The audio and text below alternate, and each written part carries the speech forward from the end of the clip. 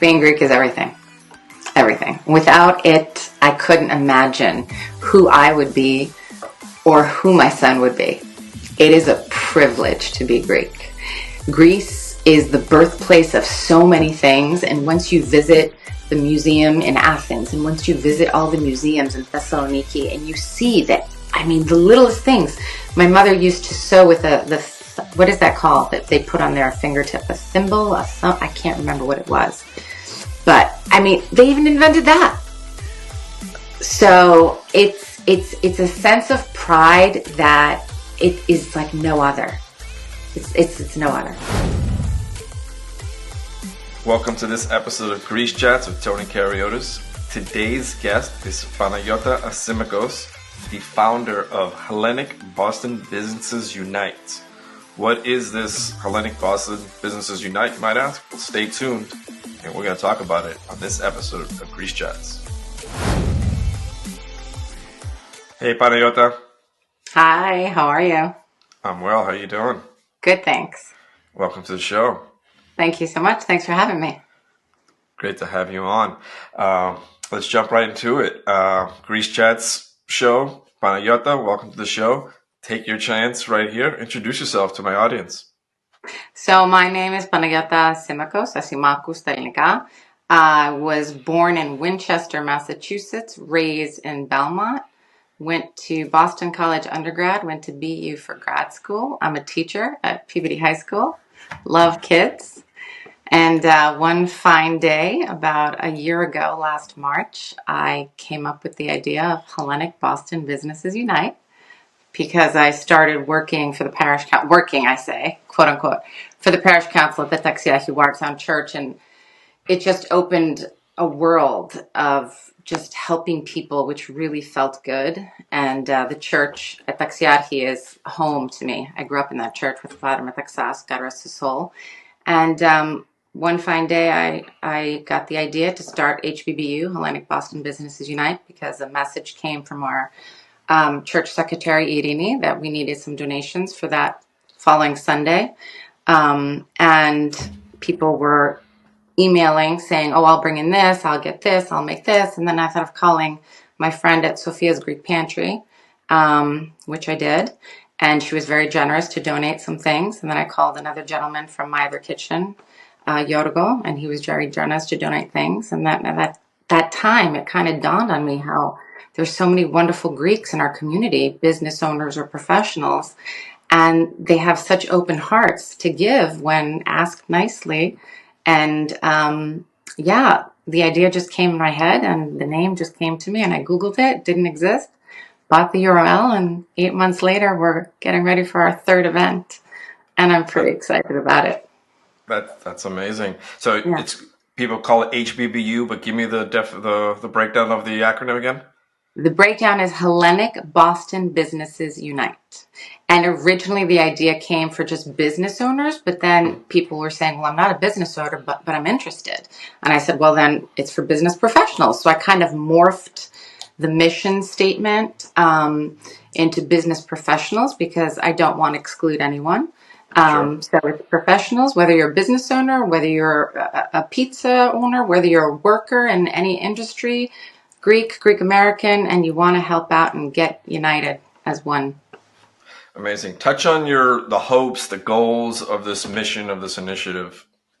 So the code that we have is Philotimo, and everyone on my team is just wonderful in their own way. And we all believe in that code of honor where it's sheer goodness, where you're doing something for others that you want nothing in return. And that is kind of, what we are living by as a team and as an organization, which is nonprofit, of course. And we want to help the children of our community. So we are working currently with Metropolis of Boston Camp, as well as the Sotir Center in Thessaloniki, Greece, which is a center for children and youth, young adults as well, with disabilities and special needs. And my goal, our mission, is to help the kids in any way we can. And right now we're just starting with these two charitable organizations. But hopefully I'd like to expand. So we'll see where it goes. Last spring, you guys kicked things off with a nice event. There was a follow-up event recently that I sadly couldn't attend. I'm sorry. Yeah, That's okay. I was super busy. Yeah, you were a little busy. I saw all over social media. You were a little busy. I might have been at the beach. No, but talk to me about that first event, and not necessarily both events, but specifically the first one, just because there's nothing like that first event because I'm sure there's a lot of nerves before it, butterflies. Am I going to embarrass myself? Is this going to be great? What went through your mind planning that, and then the night of when you actually hosted it? So, like I said, the idea came to me last March 3rd. It was a Friday night. And as soon as I, bought the URL, then I thought to myself, okay, who's going to help me out? So 2 parish council members, George Fagias and Chris Almanis Riveras came to mind. Chris came to mind first because she's worked with other nonprofit organizations. George came to mind because he's just one of the biggest hearted men and genuinely good people I could possibly think of. And then from there, the team built with Nikitas, your good friend, and then fellow Kalemian. And Savas Tatsiris and Ali Paparikos, which is, a new member, and the list goes on and on. And the first event was definitely something that was like, okay, is it gonna work? Right. So it was ambitious of us, to say the least. We started in March. The team got built. We had a few meetings, and then we said we got to do the first event. I was adamant that I wanted to have it before everyone took off for the summer. And I'm the type of person, when I have something, it's my goal, like I'm going to get it done. I'll find a way. It was nerve-wracking. We found the location of the stockyard because it's just a place that most Greeks in this area kind of flock to, let's say. Mm-hmm. Yeah. And, we expected about 50 people, 40 to 50. No one had heard of us. We tried to do a little social media here and there. I know nothing about social media. I'm learning from you. I'm learning from Nikita. I'm learning from Savas. I'm learning from a bunch of other people as well, Ali. But when the event actually came, and my good friend and Vice President Chris assured me that this was going to take off, it was going to be successful. When it's something so pure and genuine, don't doubt it. We had about 80 people at the launch event, and it was pretty surreal. I'm not going to lie. That's awesome. Yeah. And then fast forward to the fall and tell me about the fall event. Fast forward to the fall. The summer, we kind of knew everyone is kind of on break. I just wanted kind of to take it all in. The team wanted to take everything all in. And then we regrouped and we said, we're going to have a fall event. Dimitri Tolakis, my good friend from Krasi, Barvlacha, he had said, next time you have an event, I saw him at the church bazaar. The next time you have an event, you're having it at us. And I'm like, okay. So he and I connected, and the fall event in October was at Barvlacha. And again, it was a success. And it gives me a sense of, I have such a great group of people around me, my team, and then I have a really great person who's in Cyprus. She's one of my best and dearest friends, and so she consults me via Cyprus in terms of marketing and advertisement and what I need to do. Lena, who I adore, and it's gone so well, and I just thank God every day because it's pretty surreal even right now what I'm talking to on this podcast. That's amazing. People love obviously in-person events because we all want to be social. We all want to make friends. We all want to network. So I would assume there's a couple more networking events around the corner. Yes. So maybe even something bigger than a networking event, maybe a little bit more grand. Tell me. So in the immediate future, at the end of the month, we're going to have Greek night at Ilona. Fotios Stamos is a new friend who has graciously offered to, kind of work with us Saturday after Thanksgiving. But the bigger event is coming up. It's going to be a Winter White Gala event, February 3rd at the Oakley Country Club, which I'm super excited about. That sounds exciting. The Lonica Boys for our DJ. We're getting ready to, finalize the menu. It's going to be a chance for for everyone to kind of dress up old school, old world style, and, have a good night among friends, new and old, and connect and do good for the community and raise money for our kids. So someone who hears about HBBU, they want to come to the events, they want to contribute. What can they expect to be asked of, or like, what can they get out of it, and what should they be ready to bring to it? So typically people are thinking, oh, I have to give money. You really don't. There is in the future, I want to set up a type of mentoring program as well. So recently, one of my son's former counselors at the NBC camp, he and I had spoke over the summer when I picked up my son from camp, Alex, and I had heard that he was looking for work. And I said, Alex, buddy, where are you looking for work? And he's like, well, I want to go into teaching. I'm like, I'm a teacher, right? And he's like, yeah. I said, where are you applying? He's like, well, I applied here, I applied there. I also applied in Peabody. I said, Peabody's my district. So I made a phone call. I talked to the head of HR, and I've been in my district for 20 years. And I told Stephen Farrell, I said, listen, there's a kid. I know him. He is top notch. I can give you the best references, recommendations. I said, can you bump him up to the top? And he says, is he up right now? Can I call him right now? I said, you sure can. And Alex got a job. And then there was another camp counselor, Lewis, who is in the process of graduating. He's a senior at his university. And Lewis is looking to get into marketing. And I hooked Lewis up with Nikita. And they had a Zoom meeting. And Nikita, gave him a little advice. They've connected. And then I did the same with another young adult who was at the Bar Vlacha event, who is also looking to get into finance. And I connected him with Savas. So that's another aspect that I'm slowly working on it, and it's already worked 3 times with 3 different, young gentlemen. So ideally I want to have that as well. It's not just about, please sponsor us. Our sponsors are amazing. Without them, we couldn't do what we do. Please donate. And by donating, you buy a ticket, you come to our event, and most of the proceeds go to that. But it's also just about giving your time and helping out and even mentoring, a young adult, or I don't really know what that's going to morph into at this point, but helping one another too. For example, if I know that someone needs a florist, well, Gamados Florist has been in my family for years. I'm going to refer Gamados Florist in Harvard Square. Right. Love it. Love to hear that. So what inspires... you're obviously passionate about this. I feel like your work ethic seems through the roof. What inspires your work ethic? My child. Alex is absolutely everything to me. Everything. And children in general are my passion. I love kids. I graduated BC with a poli-sci major. I took a year off. I worked at a law firm. I was headed to law school. The path was paved. Was headed to BC Law.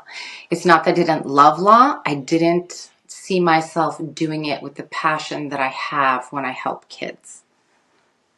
And the kids that I have are my kids at school. I have my Alex, who's my son, but those kids are my kids. I spend more time with them sometimes than I do with my own child. When those kids are hungry, I'll give them food. I'll give them my food if they need it. When I see that they may not have clothing, I'll look in my closet for the girls, or I'll look in my son's closet for the boys, and I'll try to give them whatever I can in a very, polite and respectful way, because I don't want to make them feel awkward or any negative connotation to that. So I love kids, and kids are the future. And there are some kids that really need some things, whether it's guidance, whether it's a financial assistance to go to camp, to go to Greek school, whether it's these children at the Sotir Center in Thessaloniki, which I've already spoke with Panos Koufos, and we potentially will be sponsoring 1 or 2 kids in the future to bring them from Greece and have them go to the camp here. And there's just no greater feeling than helping kids, in my opinion. I know you noticed me smile when when you said the word camp, because I think I shared the story with you Yes, you did. last week. We won't say it on the air. We won't say it on the air, but I have a Okay. history with the camp. Hey, it's good history. It's good history, except for Good history. one slip up moment. That's okay. We all have slip up moments. God forgives all things. Exactly. And they forgave me. So Yeah, we're all one big Greek family at the end of the day. absolutely. Well, speaking of being Greek, where in Greece do you call home? Greece. So home is Thessaloniki. I lived there for about 6 years, but home is Mount Bilio, which I told you about, and I will give you all the information for you to travel Yes. there. Good. And in specific, the Chorion known as Milina, which is on the other side of the mountain, where my mother's from, and I grew up there every summer. Amazing. So we're going to talk Bilio in a minute. I'm going to Yep. ask you for a bunch of tips and tricks. But before we do that, I got to read off some sponsors that make this show possible. Okay. So let's jump right into some of these ads. Got a few we're going to read off. First one we got today is Glosti. What is Glosti, you might be asking? Glosti makes handmade Greek products in Greece. Everything is locally made, gifts for men, women, and kids. And right now we're in November, so they're prepping their big Christmas sale. So little Greek accessories designed for Christmas. Check them out at glosti.com. That's KLOSTI.com.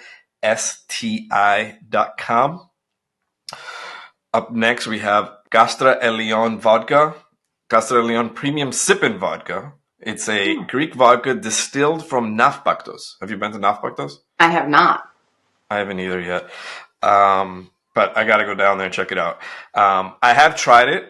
I have not tried Nafpaktos, though. But I have tried their Sippin' Vodka. I have to say it is delicious. Make sure you're 21 and over if you're going to go try and buy it.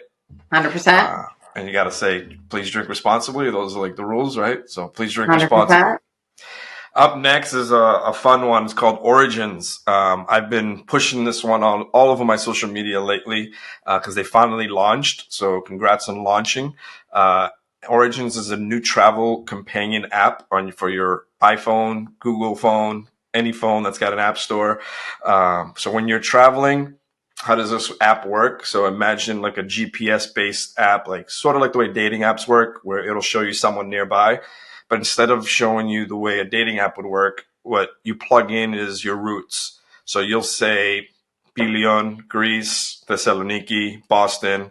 And let's say you went to Australia on some crazy trip and you open the app and someone that might be, let's say, from Thessaloniki might be like 50 miles away from you and they want to connect, it'll show them GPS based. So it's a cool way to meet new friends while traveling, especially for solo travelers. You can check out the app. It's called Origins app, and they have an Instagram called @Origins app, or just go straight to the Apple Store and download it. Couple more. We got Greek citizenship acquisitions at greecemedia.com. If you're Greek and have Greek ancestry and looking for your dual citizenship, we at Greece Media are here to help. Go to greece-media.com/Greek citizenship and book your consultation. One more from Greece Media is tourism, travel, all your travel needs. If you're looking for someone that can book you tours, adventures, excursions, itineraries, go to greece-media.com. And last but not least, brand new one, just joined the show recently, our friend, Savas Mortgage. There you go. Savas Fetsvatsidis is the Greek broker that's helping all Greek Americans, friends and family, get pre-approved for their dream house. He serves all of America. Go follow him right now on Instagram. It's @Savas, SAVVAS Mortgage. That's it. Let's get back to the show. Let's talk Greece. All right, let's talk. All right. So you said you are from Pilion in Thessaloniki? Did I So get that Bilio right? is my mother's birthplace. I was raised there every summer. As soon as school was out, we were there for 2 months, sometimes 3. Thessaloniki, I was living there for about 6 years. And then Chalkidiki, a very soft spot for me is Chanioti, where my son's godparents are, and we spend some really wonderful times every summer there. That's awesome. Yeah. How often do you get to go back? So we try to go back every summer. During COVID, we did not go. This past summer, I also had to cancel the trip for some family happenings that prevented me from going. But typically, we're there every summer, and we usually go for about 3 to 4 weeks. I think it's really important with the way that I was raised, so that Alex can have that, connection to Greece and his roots and his culture. I think it's important for him to go at least once a year. Definitely. Yeah. All right. So, what is one tip that you would tell a traveler? One tip that you would tell a traveler that is planning to visit Pilion? One trip. Just be open-minded and open-hearted, because the people of Pilio are kind of, I'm going to say, the sweetest people. They're just, it's family. Any choreo you go to. But you also have to be pretty open-minded, because you have to understand that it's a very different way of life. It's not, people are so accustomed to, the Mykonos, the Santorini, the high-profile islands. Bilio is a mix of beautiful mountains and beautiful waters. And my mother's village in particular, God rest her soul, Milina, our home is right on the waterfront, and Mount Lasco, a village, is right behind us. So when you're actually swimming in the waters, you see the mountain range in front of you. And there's just nothing like it. And it's just so laid back and relaxed and just beautiful. I can't say enough about Bilio. I just can't. All right. Give me one tip for someone that's visiting Thessaloniki for the first time. Thessaloniki for the first time. Well, my cousin Nico has an amazing cafe bar restaurant called Local. It's right in the center. And if you're going to visit Thessaloniki, you got to go to Local. It is the hottest spot. He changes the menu. He changes the vibe, the decor every so often to keep it, fresh. But you've got to visit the museums. By far, every single museum that Thessaloniki has to offer is unique in its own way, and the churches as well. Agios Dimitrios, Hagia Sophia. You can't miss out on the churches either. And the catacombs at St. Demetrius. Amazing. All right, let's step away. It's time to go on vacation from Pilion and from Thessaloniki. Where are 3 of your favorite Greek places? Now, give me 3 favorite Greek islands that you'd like to visit or have visited. 3 favorite Greek islands. Skiathos, before it got as big as it did. But I still love Skiathos. Skiathos, my family has a home. My cousins had a home there years ago, and it's beautiful. It's pretty ideal. The waters are a little colder than I'm used to. Bilio has really warm waters, okay. But still, it's an amazing island. Some of the clearest water I've seen in Greece was in Skiathos, and the softest sands. Yes, 100%. It's not an island, but I love Meteora in northern Greece. We'll leave that for mainland. I'll ask for mainland after. So I need islands. just islands. All right. So Mykonos, but in the month of September. Big but. Okay. No. Month of September. I refuse to go to Mykonos during June, July, and August. I refuse. September in Mykonos is ideal. I mean, the traffic is down about 80%. The people who go are going there to really appreciate the beauty of the island, the cobblestone walkways, the restaurants, the music, all of it. I mean, but it's not the craziness of June, July, and August. And one more. Skopelos. Okay. Oh, well, can I have 2? Actually, I have 2. I have Skopelos and Kerkira, Corfu. Okay. All right. Beautiful. Amazing. Skopelos is a little more laid back and relaxed, beautiful waters again, and Kerkira I adore because of the Italian influence in architecture as well as the Greek and how they've combined everything. And it's just pretty idyllic as an island. All right, then how about 3 Greek islands you haven't been to that are on top of your list? Rhodos, Crete, and Santorini, believe it or not. I have not been. All right. But I don't want to go during June, July, and August. I want to go in September. Fair. All right, now you get to do the mainland spots. 3 favorite mainland locations. Pilio, 100%. No, Hands we down. said no Pilio, no Oh, I Thessaloniki. can't do Pilio. Okay, all right. No. All right, let me think about this. Meteora, Yeah. hands down. The monasteries, if you haven't or if anyone has not been to experience Meteora, it's speechless. It's amazing.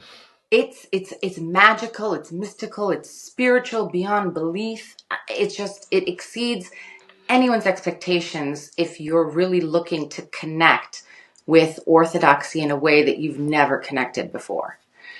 Mount Olympus, it's pretty cool. I didn't climb it, but you go up and you see it up close, and it's breathtaking. Like breathtaking when you think about the history behind Mount Olympus. You stand there and you're like, wow, you know? And then the third place, I have to say, I was pretty impressed with the museum in Athens when Alex and I went a few years ago. It was impressive. I'm not going to lie. It's a beautiful museum and it's pretty well organized. It's right up there for museums. And I go to museums when I can all over. I was really impressed. And to be clear, for the listeners, we're talking about the Acropolis Museum, correct? Yes, we are. We're talking about the Acropolis Museum. Sorry, to be clear. Yes. So does that make Athens your third one on the list? That would make Athens my third. It would. Okay. It would. And if you visit Acropolis, because, excuse me for interrupting, we did this, I highly recommend people pay the extra 10 or 15, whatever euros it was, for a private tour, where it's within 10 people, and the tour guide is amazing. And you know where you can book that tour, right? Tell me.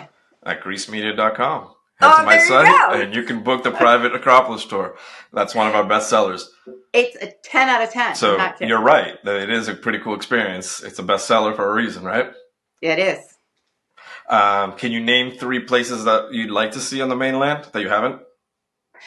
3 places that I'd like to see on the mainland that I haven't. Peloponneso. My father, God rest his soul, was from Peloponneso. We never went.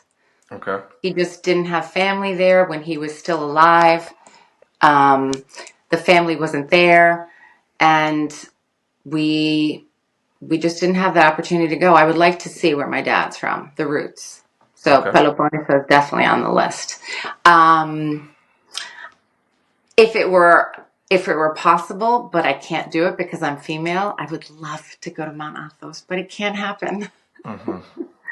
But that again would be just for the spiritual, experience of it. Alex will go when he is old enough, so I'll live it through my son. And then on the mainland, I can't think of a third place, to tell you the truth. I can't. Right. That's fair. Sorry. I'll leave it at 2. Okay.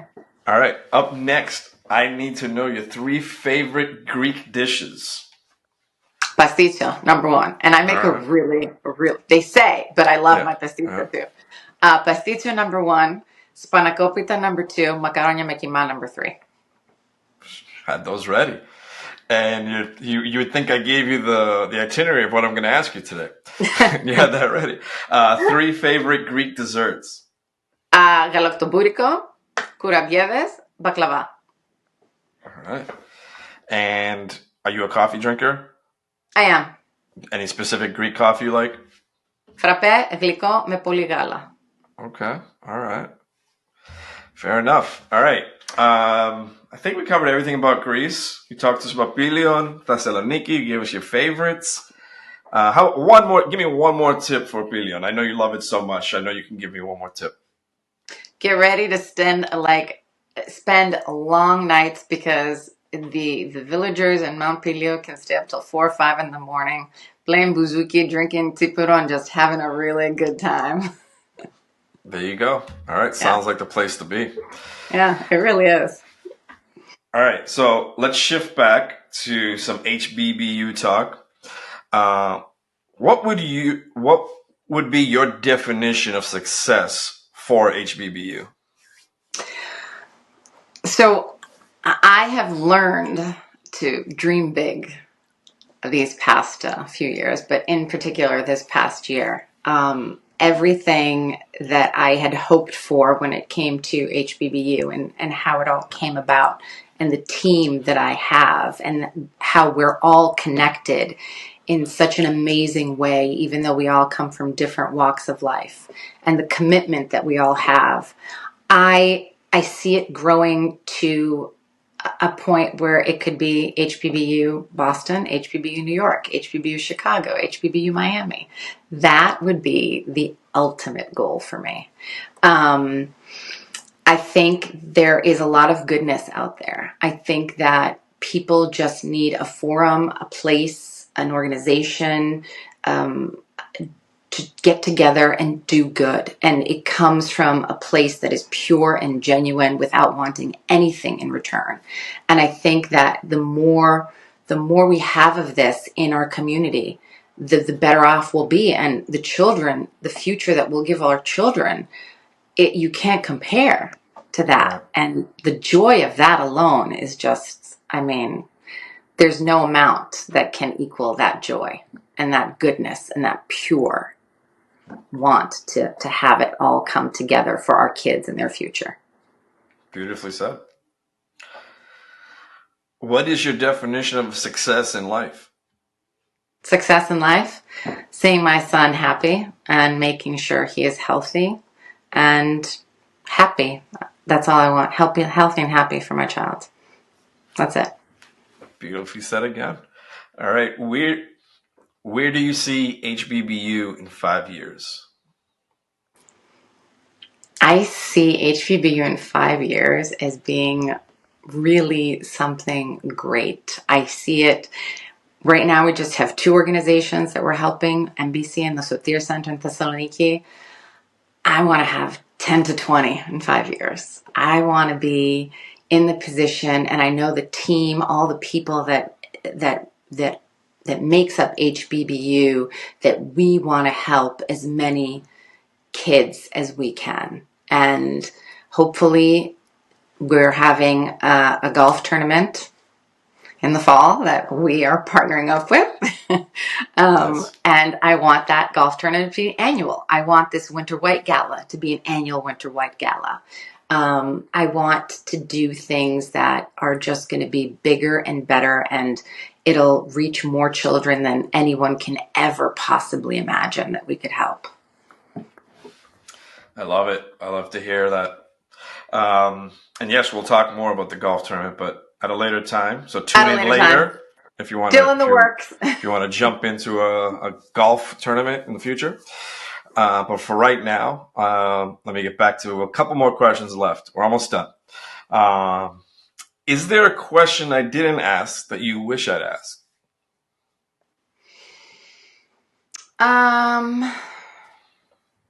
No, I don't think so. Oh, actually, yes, I do, because I've had this question before.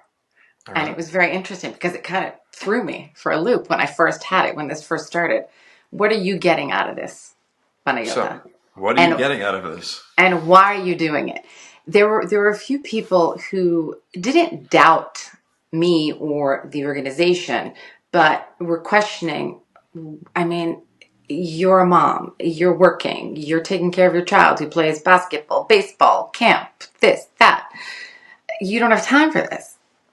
But when it's something that is so pure and good, when it comes to you the way it came to me that night on March 3rd in my little kitchen here, you have no choice but to make it happen.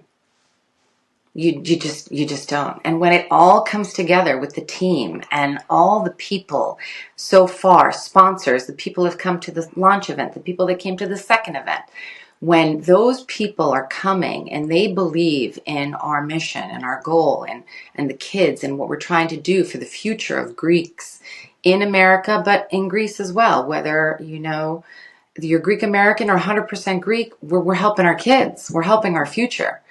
And there is nothing better than just that sheer joy of knowing that we're helping the kids.